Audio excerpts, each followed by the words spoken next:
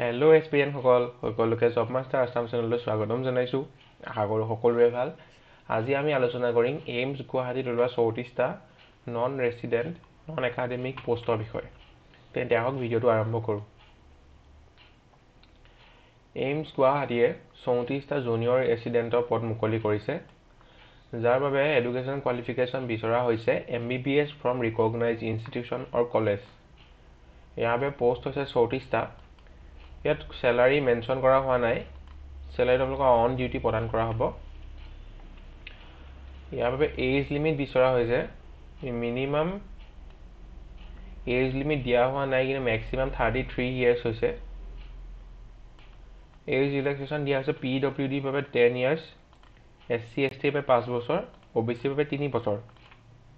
ইয়াৰ starting date হৈছে এপ্লিকেশ্যনৰ 17 ফেব্ৰুৱাৰী 2025 পৰা 10 March 2025। Application fees হৈছে 500 টকা। সেই 500 টকাটো আপোনালোকে এইমছ গুৱাহাটী একাউণ্ট নম্বৰত এই নম্বৰকেইটাত আপোনালোকে প্ৰদান কৰিব লাগিব।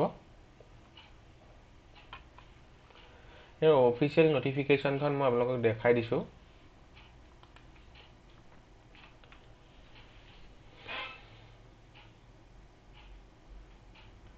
এইখন হৈছে official নটিফিকেশ্যনখন। Total 34টা vacancy,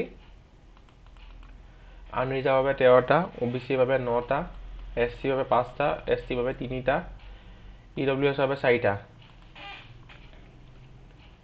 interview date ঘোষণা কৰিব অতি সোনকালে।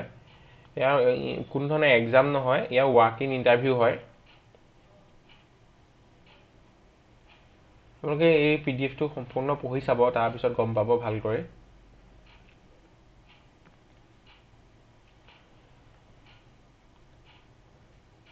ইম্পৰ্টেণ্ট ইনষ্ট্ৰাকশ্যনবোৰটো মই পঢ়ি দিছোঁ আপোনালোকক। Keep checking the institute website regularly. Candidate are to fill the application form attached here with scan the fill form and the payment receipt as a single PDF document and upload the same in the link provided in the website. Last date of receiving application along with payment is 10 March 2025.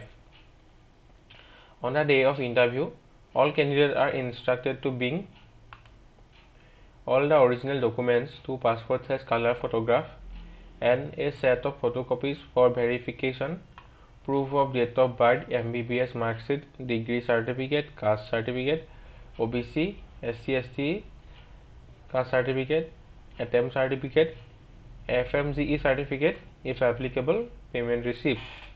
এইখিনি বস্তু আপোনালোকে walk in interview দিনাখন লৈ আহিব লাগিব।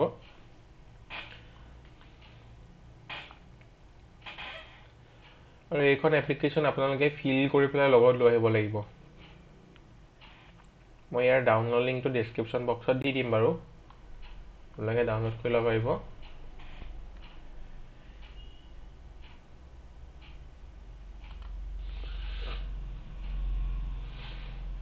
সেইখন ফিলখন download কৰি আপোনালোকে ইয়াত ছাবমিট কৰিব লাগিব PDFটো। যিখন মই এপ্লিকেশ্যন ফৰ্ম আপোনালোকক দেখালোঁ, সেইখন আপোনালোকে ফিল কৰি ইয়াত ছাবমিট কৰিব লাগিব। ইমানখিনি আছিলে আজিৰ ভিডিঅ'টোত।